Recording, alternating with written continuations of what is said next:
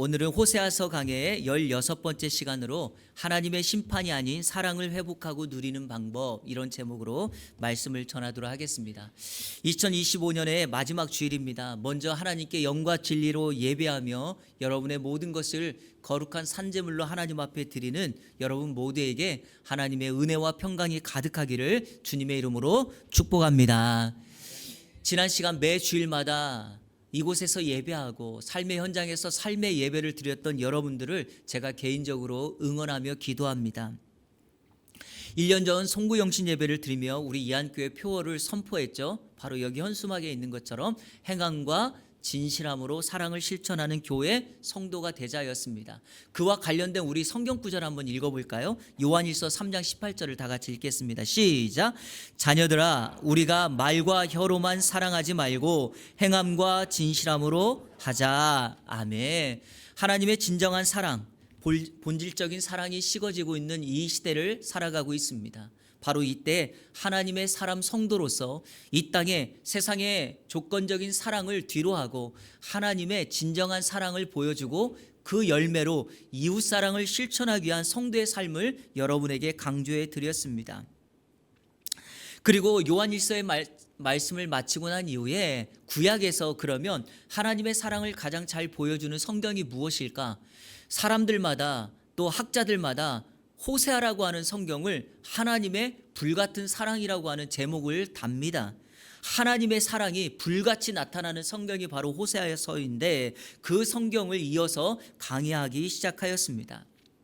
우리가 전도축제를 보내고 또 창립주일을 보내고 또 성탄 절기를 보내면서 호세아서의 말씀을 잠깐 멈췄는데 오늘부터 또 계속 이어서 새해 우리가 호세아서의 말씀을 마무리할 때까지 말씀을 전하려고 하는데 2025년의 오늘 마지막 주일에 다시금 하나님의 불같은 사랑이 담겨있는 오늘 본문의 호세아서의 말씀을 여러분에게 전하려고 합니다.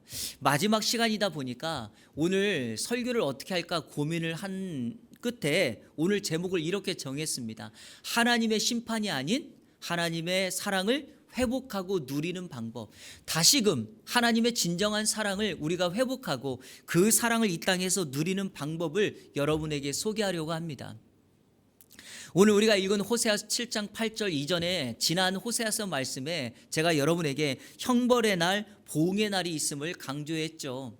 이것은 호세아 시대만이 아니라 오늘 이 땅을 살고 있는 우리 모두에게 해당되는 말씀입니다. 성경에 보면 말세 때의 예언과 징조들이 하나 둘씩 나타나고 있고 더 놀라운 것은 그 징조가 현실로 성취되고 있다라는 것이죠. 그래서 사람들은 지금 말세 때가 왔다, 말세가 다가왔다라고 말을 합니다. 그러다 보니까 사람들은 이 마지막 때를 위해서 자신의 개인적인 안위와 안정과 평안을 위하여 모든 것을 중심적으로 살아갑니다. 안전한 집을 구하고 정말 주변으로부터 위험을 다 막으려고 합니다. 문제가 하나 있는데 중요한 것은 크리스찬들마저 이렇게 살아간다는 거예요. 여러분, 크리스찬들은 주님의 재림이 두려움의 대상이 아니라 두려움의 사건이 아니라 하나님의 상급과 하나님의 은혜를 누리는 기대감을 가진 사건이어야 합니다. 그것이 바로 성경의 강조점이죠. 그러다 보니까 이런 말세 때 하나님의 사랑이 점점 식어지고 그 사랑이 다른 모습으로 나타나는 이때에 오늘 이 말씀 마지막 주일을 보내는 2025년의 마지막 주일의 시간에 이 말씀을 다시금 전해야 되겠다라고 생각을 한 것입니다. 오늘 말씀을 매우 직관적으로 오늘 전하려고 합니다. 그래서 오늘 주제를 하나님 사랑이냐 하나님의 심판이냐, 어떤 사람이 하나님의 심판을 받고 어떤 사람이 하나님의 사랑을 받아 누릴 수 있는가에 대한 초점을 가지고 오늘 말씀을 이어가도록 하겠습니다. 자, 하나님의 심판이 아닌 하나님의 사랑을 누리고 회복하고 누릴 수 있는 방법은 무엇일까요? 오늘 세 가지를 여러분에게 매우 단순하고 명료하게 오늘 말씀 중심으로 소개합니다. 첫 번째로, 파수꾼의 사명을 감당하지 않을 때 심판이 임합니다. 한번 따라해 볼까요? 파수꾼의 사명을 감당하지 못할 때 심판이 임합니다. 자, 그러면 이걸 뒤집어 보세요. 우리가 사명을 감당하면 어떻게 될까요? 하나님의 사랑을 누리게 된다라는 의미입니다. 사명과 관련된 말씀입니다. 사명이 무엇입니까? 사명이라고 하는 것은 한문으로 사신사자 목숨 명자를 써서 사전에 찾아보면 이렇게 돼 있어요. 맡겨진 임무. 두 번째는 사신이나 사절에게 주어진 명령 이렇게 되어 있습니다. 자, 그러니까 사명이라고 하는 말의 전제 조건이 무엇이죠? 임무를 맡았다라는 것입니다. 누군가가 나에게 임무를 맡겨서 임명을 시켰고 그 맡겨진 임무를 다하는 것이 바로 사명이다라고 하는 거죠. 자, 그러면 우리 크리스찬들에게 사명, 여러분에게 사명이 주어졌나요? 예, 하나님이 여러분을 구원하시고 여러분에게 어떻게 했다고요? 하나님이 여러분에게 임무를 맡겨주셨다는 거죠. 그게 사명이에요. 그래서 우리가 사명을 말할 때 영어로 미션 이렇게 말하는 거예요. 미션이 있어요. 미션. 그 미션을 우리는 종종 해외에서 나가는 선교사님들이 하는 행위를 미션, 선교라고 말을 하고 그 일을 감당하는 분을 선교사, 미셔너리라고 말을 하죠. 왜냐하면 의미가 매우 쉽고 단순하기 때문에 그러합니다. 그렇다 보니 우리는 해외에서 나가서 복음을 전하는 선교사님들만 사명자라고 생각하는 경향이 있어요. 아닙니다.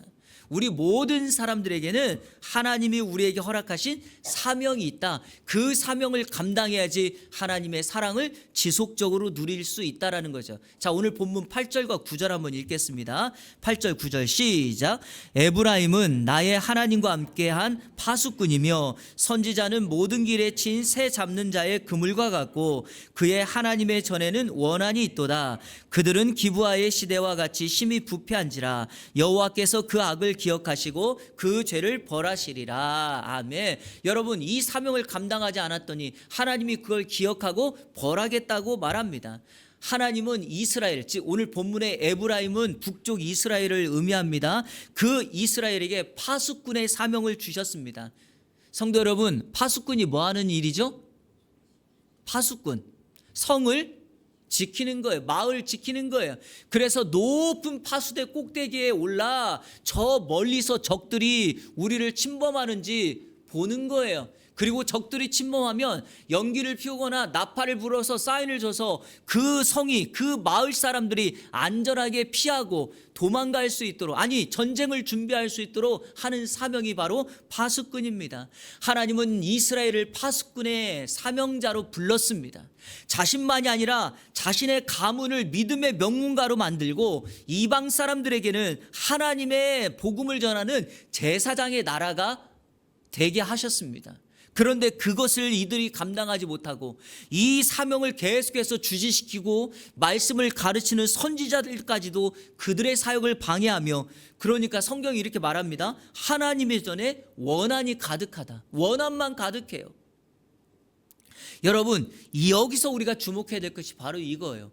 그 사명을 저버리고 떠나버리면 하나님의 심판이 임하겠지만 이 하나님의 사명을 다시 한번 회복하고 이 사명을 붙들고 다하기를 원하여 충성하며 살아간다면 하나님은 그 사명자에게 하나님의 은혜, 하늘보다 바다보다 더 깊고 넓은 하나님의 사랑을 은혜로 주실 줄로 믿습니다. 그러니까 여러분, 2025년에 오늘 마지막 주일을 보내는 여러분, 하나님의 사랑을 지속적으로 누리기를 원하신다면 사명에 충성하시고 새해에도 사명자로 살아가시기를 주님의 이름으로 축원합니다. 제가 일전에 한번 보여드렸던 영상 하나 있었죠. 뭐 다시는 안 볼 텐데 닭이 울음소리 하는 거 보셨죠? 사명이 뭐예요? 닭이 꼬끼요 계속 울다가 어떻게 해요? 푹 하고 쓰러지는 거 보셨죠? 그게 사명이죠. 자기의 사명을 다하고 마지막 생을 다하는, 물론 그 닭은 죽지는 않았지만 쓰러지듯이 그렇게 마지막까지 사명을 다하는 것, 그것이 바로 성도가 가야 될 길입니다. 그래서 우리는 파수꾼의 사명을 다할 때 하나님의 사랑을 누릴 수 있다. 자, 두 번째, 하나님의 심판이 아닌 하나님의 사랑을 회복하고 누리는 방법 두 번째는 하나님이 아닌 우상을 숭배할 때 심판이 임한다는 거예요. 여러분 따라해볼까요? 우상을 숭배할 때 심판이 임해요. 자, 그러면 이것도 뒤집어 보세요. 반대로 어떻게 하면 돼요? 우상을 멀리하고 우상을 저버리고 오직 누구만을 섬길 때, 하나님만을 섬길 때 우리에게는 그분의 넉넉한 은혜와 사랑이 임하게 된다라는 거죠. 호세아서는 반복적으로 강조하는 것이 우상 숭배의 문제입니다. 하나님은 우상 숭배를 매우 싫어하고 우상 숭배를 멀리 거부하고 떠날 것을 당부하고 있습니다. 제가 설교 시작할 때 앞서서 우리 올 한 해 표어가 사랑이었고 요한일서의 말씀을 강조했다 그랬죠. 요한일서는 하나님의 사랑과 그 결과로 이웃사랑을 매우 강조하고 있어요. 그러니까 요한일서는 하나님의 사랑을 이렇게 실천하라고 강조하는데, 자, 요한일서의 맨 마지막 5장 21절에 자, 성경을 기록하다가 편지를 기록하다가 이 주제가 매우 중요하면 여러분 맨 마지막에 무엇을 강조하며 마무리를 짓겠습니까? 저 같으면 요한일서에다 이렇게 쓸 것 같아요. 자, 내가 마지막으로 강조한다. 너희들 자녀들아 하나님을 더욱더 사랑하는 일에 매진하라, 이렇게 말할 것 같아요. 자, 그런데 사도 요한이 요한일서를 마무리하면서 그 끝을 어떻게 장식했는가? 우리 요한일서 5장 21절을 다 같이 읽겠습니다. 시작. 자녀들아 너희 자신을 지켜 우상에게서 멀리하라. 하나님을 열심으로 더 사랑하라 이렇게 말하지 않고 자신을 지켜서 어떻게 하라고요? 우상에게서 멀리하라 이렇게 말합니다. 이유가 뭘까요? 성도 여러분, 하나님 사랑과 우상 숭배는 정말 한 끗 차이입니다. 내 안에 하나님의 사랑으로 가득 채워 예수로 충만해지면 내가 하나님을 온전히 사랑할 수 있지만, 내 마음 중심을 하나님의 사랑과 예수로 충만하게 될 그곳에 빈틈이 생기기 시작하는 그 순간에 그 빈틈으로 여지없이 사단의 공격이 찾아오고, 우리는 그 빈틈으로 인하여서 어떻게 됩니까? 하나님 쪽이 아닌 세상의 경향, 하나님의 은혜가 아닌 세상의 유혹과 세상의 정욕과 세상의 즐거움을 쫓아가게 돼 있죠. 그러니까 내가 여전히 성도이고 여전히 교회를 다님에도 불구하고 하나님의 사랑이 아닌 우상의 삶을 살아가게 된다라는 거죠. 그리고 실제적인 그 근거가 있어요. 여러분, 오늘 주일 예배 드리고 내일부터 여러분의 삶의 현장으로 돌아갑니다. 여러분의 일터, 여러분의 사업장, 여러분의 만나는 모든 사람들이 목사이고 뭐 성전이고 그러합니까? 그렇지 않습니다. 마치 영적인 가나안 같아서 그곳에 있는 사람들과 나의 믿음을 가지고 마치 영적 전쟁을 치르며 내 믿음을 지키는 듯이 그렇게 살아가는 것이 우리 삶의 현장이죠. 그러니까 예수로 충만해지지 않으면 우리는 자신을 지킬 수가 없고 우상에 빠지게 된다. 호세아도 요한도 그걸 알았기 때문에 예수로 충만하려면, 하나님을 온전히 숭배하려면 우상에게서 멀리해야 된다. 자, 그런데 오늘 10절을 한번 읽겠습니다. 10절. 호세아가 이렇게 말합니다. 시작. 옛적에 내가 이스라엘을 만나기를 광야에서 포도를 만난같이 하였으며 너희 조상들을 보기를 무화과 나무에서 처음 맺힌 첫 열매를 본같이 하였거늘 그들이 바알보르에 가서 부끄러운 우상에게 몸을 들임으로 저희가 사랑하는 우상같이 가증하였도다. 아멘. 좀 어려워요. 길죠. 자, 그런데 제가 설교를 준비하다가 여러 번역 성경 중에 현대어 성경이 너무나 쉽게 하나님의 사랑을 강조하면서 이 본문을 번역해 놓았습니다. 자, 우리 현대어 성경으로 찬찬히 한번 읽어보겠습니다. 시작. 여호와께서 말씀하신다. 오 이스라엘아, 처음 너희를 데리고 사막을 통과하던 그 옛날이 얼마나 즐거웠더냐. 그때에는 너희 사랑이 얼마나 행복한 것이었더냐. 광야에서 포도송이를 찾아냈을 때처럼 무화과 나무에 열린 첫 열매를 볼 때처럼 만족스러운 사랑이 아니었더냐. 그런데 사막을 지나자마자 너희는 나를 버리고 바알볼로 가서 우상에게 몸을 바쳐 그 우상들과 같이 더러워졌다. 아멘. 저는 오늘 이 말씀을 여러분에게 좀 강조해 드리고 싶어요. 성도 여러분, 아이를 낳아보신 분들은 아실 거예요. 아이가 걸음마를 아장아장했을 때 그 부모가 그 아이를 데리고 공원에 나가서 여러분 신발에 뽁뽁 소리 나는 거 아시죠? 그걸 소리 내면서 엄마 아빠를 바라보면서 이렇게 아장아장 걸어오는 거, 그때 그 부모의 즐거움이 얼마나 큽니까? 그런데 오늘 이 즐거움의 마음이 오늘 하나님의 마음이에요. 여기 현대 성경에 뭐라 그랬죠? 처음 너희를 데리고 사막을 통과하던 그 옛날, 그때를 생각해 보니까 이 아버지의 즐거움, 너와 나의 그 관계 속에서 누리는 그 하나님의 사랑과 너의 사랑이 얼마나 즐거웠는지, 얼마나 행복했던 건지, 얼마나 만족스러운 것였는지 이렇게 기록하고 있지 않습니까? 그러니까 여러분, 사막을 통과해도 하나님 아버지를 쫓아가면 그 안에 진정한 사랑이 있죠. 그런데 문제가 발생합니다. 여기 뭐라고 말합니까? 현대 성경 그대로 이렇게 말하죠. 그런데 사막을 뭐 하자마자? 지나자마자. 이것을 요즘 우리말로 표현하면 어떻게 될까요? 어려움이 사라지자마자, 문제가 해결되자마자 나의 모든 삶이 평안하고 안정적이며 부족함이 사라지자마자 어떻게 했다고요? 너희는 나를 버리고 우상을 섬겼다, 이렇게 말을 합니다. 사랑하는 여러분, 바로 이것이 우리의 문제 아닙니까? 힘들고 어려울 때는 하나님께 나와 기도하고 하나님께 도움을 구하였지만 그 문제가 해결되자 다시금 어떻게 해요? 우리의 시선이 하나님이 아닌 세상의 것을 바라보고 결과적으로 세상의 것을 바라보는 그 순간에 우상을 섬기는 결과를 초래하고 맙니다. 제가 가끔 사역하면서 보는 모습들이 있어요. 이건 정말 가끔이에요. 어려운 한강에서 너무 힘들게 일하고 사업하시는 분들이 정말 하나님 앞에 나와서 하나님 길을 열어달라고, 문을 열어달라고, 지경을 넓혀달라고 하나님의 은혜를 구하며 기도하며 하나님 앞에 매달리신 분들이 정말 하나님의 은혜 주심에 그 사건을 경험하고 사업이 갑자기 잘 되고 승승장구하는 분들이 있어요. 그러면서 이 모든 것이 하나님의 은혜라고 고백합니다. 그런데 아주 가끔 그분들 중에서 어려울 때는 몰랐는데 사업이 성공하고 생활이 안정되고 나니까 세상적인 모습을 따라가는 분들이 있어요. 여러분, 다 그런 거 아니고 아주 가끔 어렵다가 잘 되시는 분들이 바로바로 바꾸는 것이 있죠.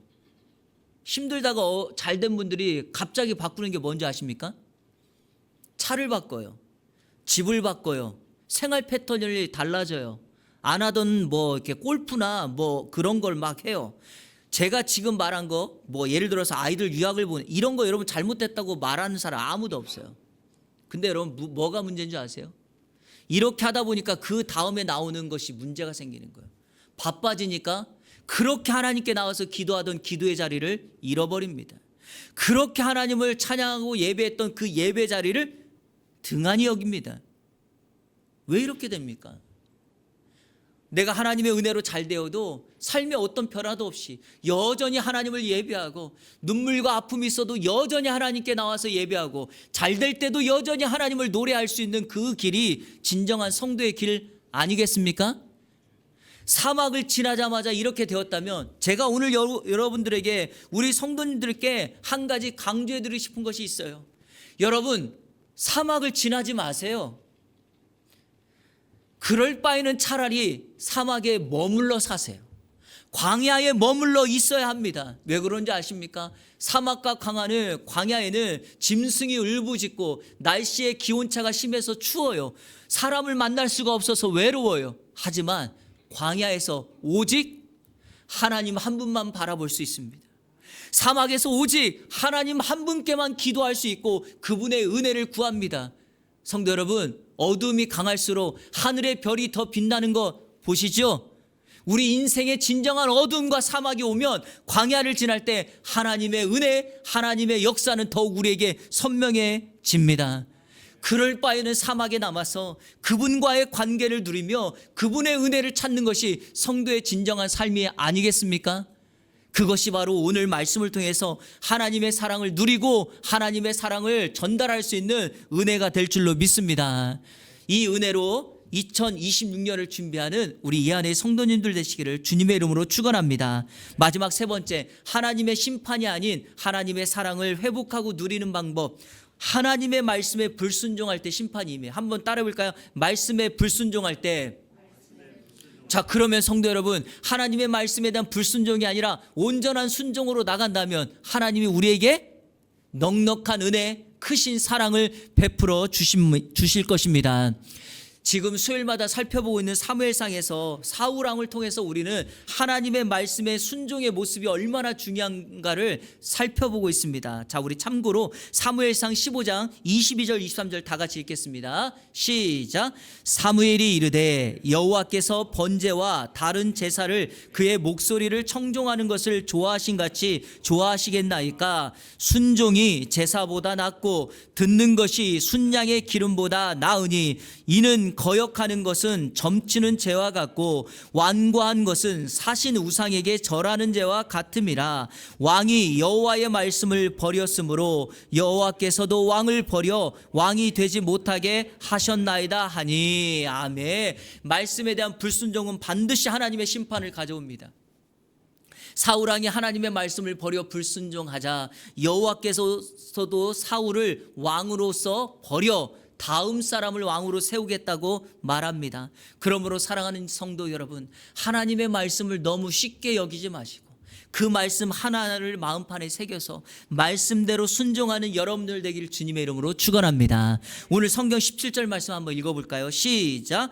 그들이 듣지 아니하므로 내 하나님이 그들을 버리시리니 그들이 여러 나라 가운데 떠도는 자가 되리라. 아멘. 하나님의 말씀의 기준, 여러분 진리의 말씀은 변하지 않아요. 여기도 똑같이 말합니다. 그들이 듣지 아니하므로. 이스라엘이 에브라임이 하나님의 말씀을 듣지 않았기 때문에 내 하나님이 그들을 버리시고 떠났다라고 말합니다.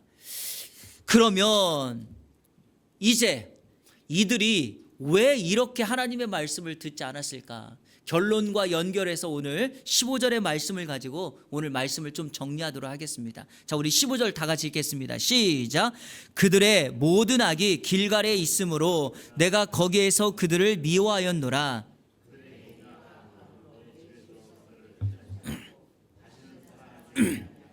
그들의 지도자들은 다 반역한지라. 아멘. 그들의 악이 어디에 있다?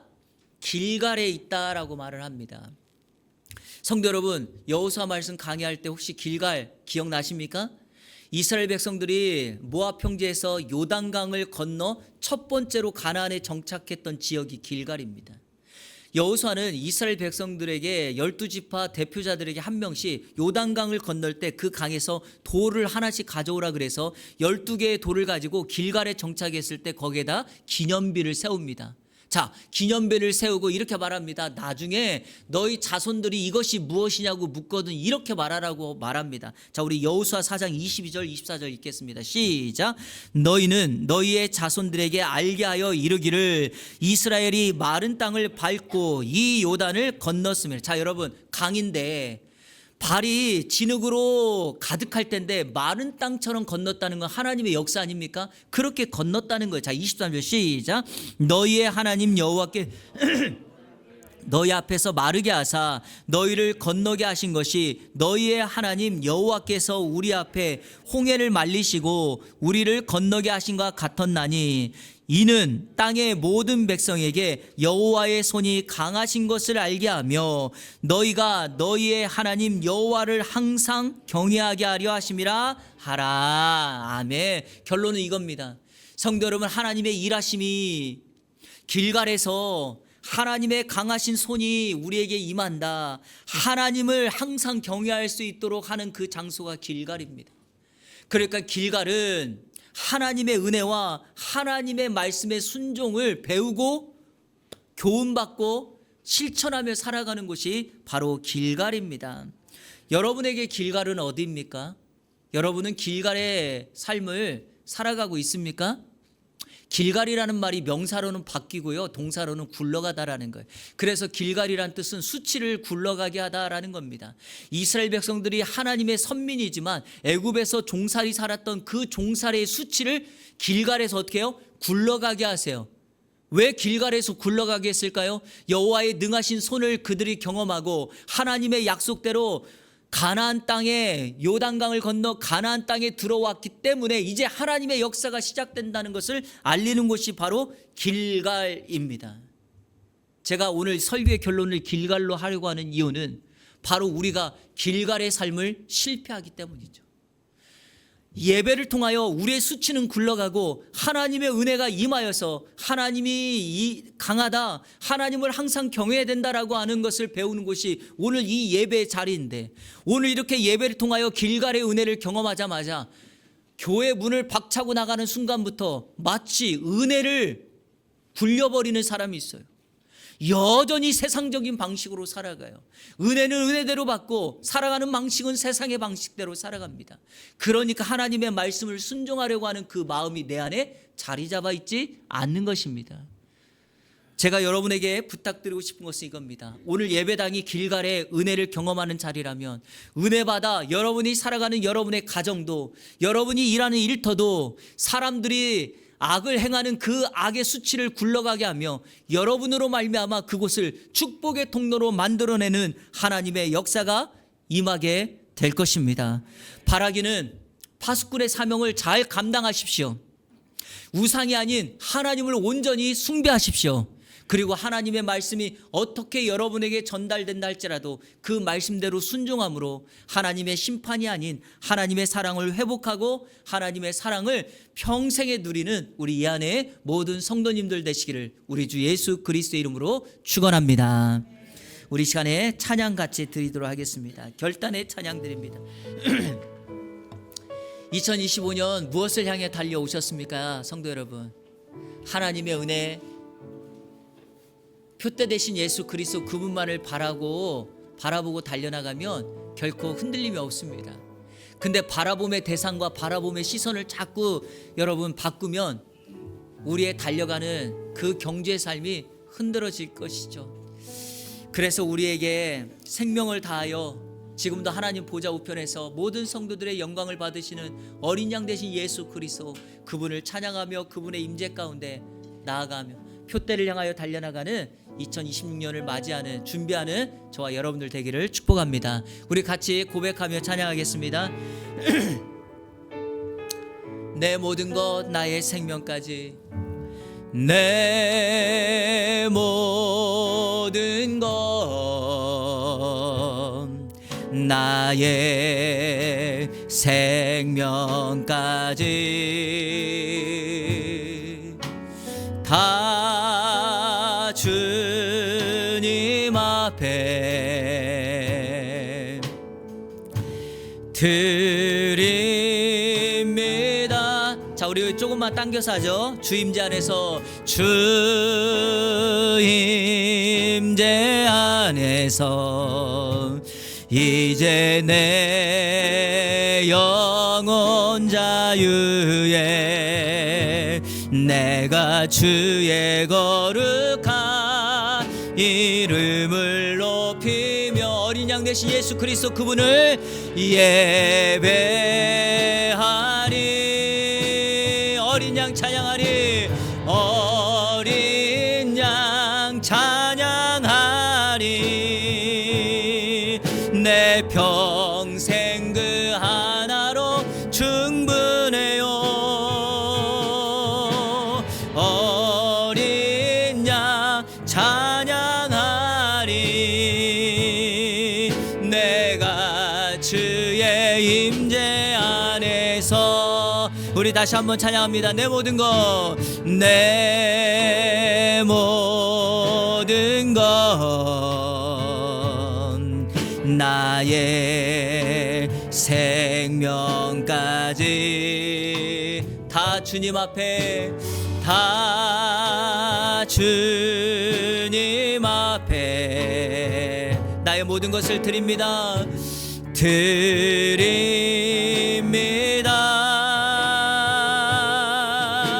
주 임재 안에서 이제 내 영혼 자유에 내가 주의 거룩한 이름을 높이며 예배하리.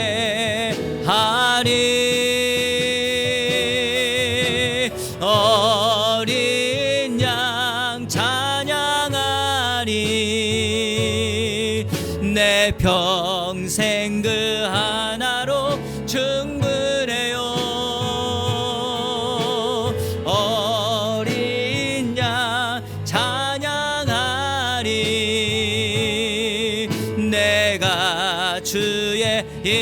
우리 한 번 더 고백합니다. 어린 양 찬양하리. 어린 양 찬양하리.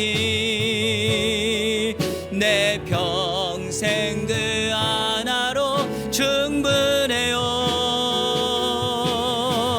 어린 양 찬양하리. 내가 주의 임재 안에서, 내가 주의 임재 안에서 표대를 향하여, 표대를 향하여, 그리스도 예수 안에서 부름의 상을 위하여 달려가노라. 이전에 있는 것을 모두 잊어버리고 앞에 계신 그리스도께로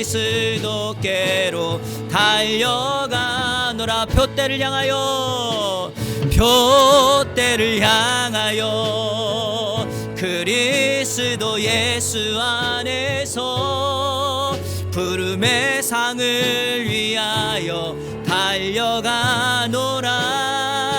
이전에 있는 것을 모두 잊어버리고 앞에 계신 그리스도께로 달려. 우리 마지막으로 한 번 더 고백합니다. 표대를 향하여, 표대를 향하여, 그리스도 예수 안에서 부름의 상을 위하여 달려가노라.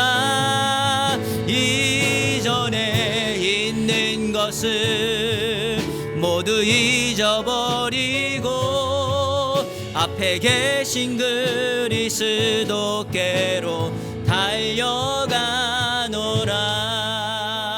달려가노라. 아멘. 한 해를 마감할 때 꼭 우리에게 드는 생각은 마치 지난 한 해 경주한 것과 같다라는 생각이 들어요. 그래서 나는 올 한 해를 어떻게 살아왔는가를 늘 점검하고 내 삶의 점수는 몇 점일까라는 것을 늘 매기며 살아가죠. 근데 여러분, 세상적인 점수 매김은 필요가 없어요. 중요한 것은 우리 성도의 삶이라는 것은 결국에 표대를 향하여, 표대 대신 예수 그리스도 그분을 바라보며 그분께로 향하여 달려나가는 것이니까 올 한 해 여러분이 실패도 있었고 승리도 있었고 때로는 기쁨도 있었고 절망도 있었고 아픔과 눈물도 있었고 감사와 많은 열매도 있었겠지만 그럼에도 여전히 우리의 삶은 표대 대신 예수 그리스도 그분의 부름의 상을 위하여 달려가는 성도의 삶, 경주자의 삶인 줄로 믿습니다.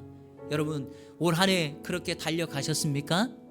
그렇다면 내 인생의 마지막 끝자리에서 우리를 두 팔 벌려 기다리시는 예수 그리스도, 상급과 면류관을 준비해 놓고 기다리시는 예수 그리스도, 그분께서 저와 여러분의 삶을 받아주시고 기다려 주실 줄로 믿습니다. 아까 설교할 때 말씀드렸던 것처럼 처음 그때 우리가 신앙을 시작했을 때 그 첫사랑, 우리 아이가 아장아장 걸음걸이를 했을 때 그 부모의 기쁨이 아버지 하나님의 기쁨이라고 한다면, 성도 여러분, 지난 한 해 힘들었어도 괜찮아요. 새해를 준비하는 여러분들, 이제 2026년을 바라보며 그렇게 주님께로 한 걸음 한 걸음 아자 믿음의 길을 향하여 나아가시기를 축복합니다. 지금 새로운 일을 준비하시는 분들도 마찬가지예요. 무언가 큰 거를 누리는 것이 아니라 그 일을 통하여 내가 하나님 앞에 정말 영광이 되고 있는지 그것을 바라본다면 반드시 믿음이 경쟁력이 되어서 하나님께서 우리의 인생을 뒤에서 밀어주시고 앞에서 당겨주시고 옆에서 손잡아 함께 가주실 줄로 믿습니다. 이 시간 다 같이 한번 기도합니다. 오늘 말씀을 통하여 여러분 이렇게 기도합니다. 하나님, 나의 인생 심판이 아니라 하나님의 사랑을 회복하고 누리며 살아갈 수 있는 인생이 되게 하여 주옵소서. 오늘 말씀처럼 우리에게 허락하신 그 말씀 그대로 순종하며 사명에 충성하고 하나님의 말씀에 순종하고 우상이 아닌 하나님만을 사랑하는 인생 되게 달라고, 그래서 하늘의 은혜, 예수로 충만한 인생, 표대 대신 예수 그리스도 그분만을 바라보며 살게 해달라고 우리 시간에 결단하며 다 같이 통성으로 기도합니다. 살아계신 아버지 하나님 감사합니다. 지난 한 해 동안 우리들을 지키시고 인도하여 주심에 감사합니다. 열심으로 달려왔습니다. 때로는 실패할 때도 있었습니다.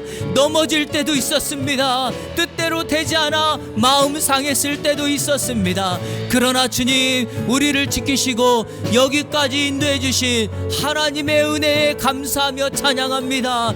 주님을 향하여 한 걸음 한 걸음 둯대를 향하여 달려나가는 우리의 인생이 될 수 있도록 인도하여 주옵소서. 주님 감사합니다. 오늘 말씀을 통하여 온전히 우리의 사명을 다시 한번 붙잡고 살아가게 하여 주옵소서.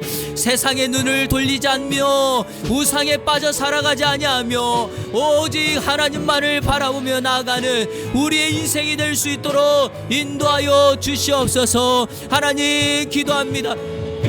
온전히 하나님의 말씀만을 붙들고 살아가는 우리의 인생이 될 수 있도록 인도하여 주시고 성령의 충만함으로 향하여 나아가는 복된 역사, 은혜의 역사가 임할 수 있도록 주여 도우시고 인도하여 주옵소서. 사랑하는 성도들의 삶을 기억하여 주시고 축복하여 주옵소서. 둯대를 향하여 나아가는 우리 성도들, 은혜의 부름의 상을 향하여 나아가는 성도들 모두에게 하늘의 은혜로 함께하여 주옵소서.